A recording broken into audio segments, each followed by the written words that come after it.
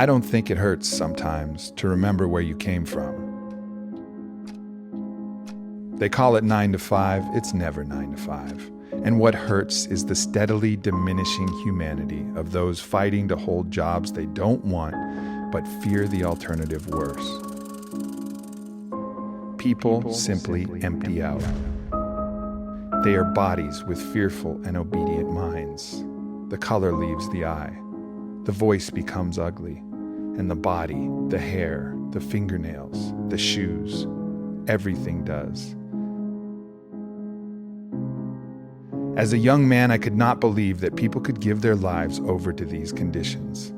As an old man, I still can't believe it. What do they do it for?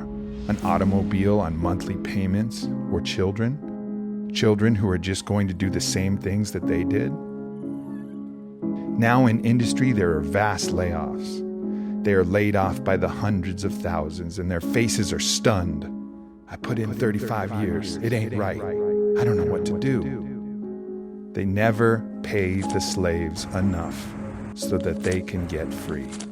Just enough so they can stay alive and come back to work. I could see all this. I figured the park bench was just as good. Why not get there first before they put me there? Why wait? I just wrote in disgust against it all. It was a relief to get the shit out of my system.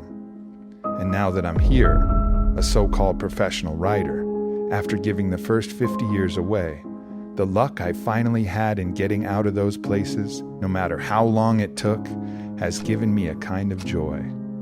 I now write from an old mind and an old body, long beyond the time when most men would ever think of continuing such a thing. But since I started so late, I owe it to myself to continue.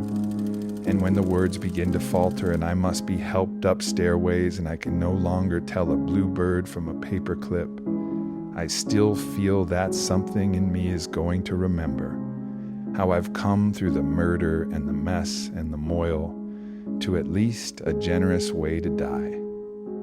To not to have entirely wasted one's life seems to be a worthy accomplishment, if only for myself.